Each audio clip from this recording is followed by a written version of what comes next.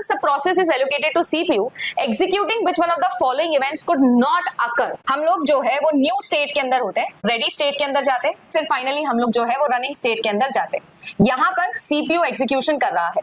मान लीजिए कोई भी इनपुट आउटपुट से रिलेटेड ऑपरेशन इसका आ जाता है तो ये वेटिंग क्यू में जाता है, वेटिंग के बाद में दोबारा से रेडी में जाता है, फिर रन में जाता है, काम खत्म हो जाता है तो टर्मिनेटेड स्टेट के अंदर जाता है। वेट बहुत अनलिमिटेड टाइम का हो जाए, सस्पेंडेड ब्लॉक स्टेट के अंदर चला जाता है, फिर जाएगा हमारे सस्पेंडेड रेडी स्टेट के अंदर, देन दोबारा से रेडी स्टेट के अंदर। आप पूछे कौन सा नहीं हो सकता है?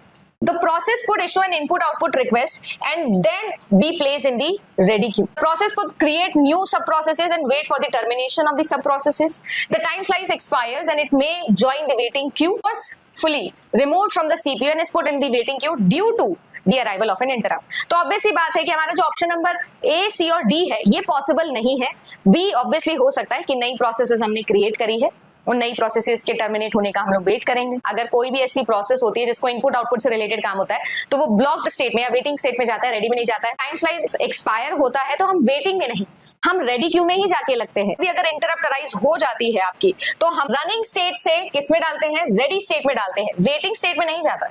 वेटिंग स्टेट में तो एक ही सिनेरियो है जिसमें जाएगा, वो कौन सा सिनेरियो है? कोई भी अगर इनपुट आउटपुट से रिलेटेड ऑपरेशन आ गया है तो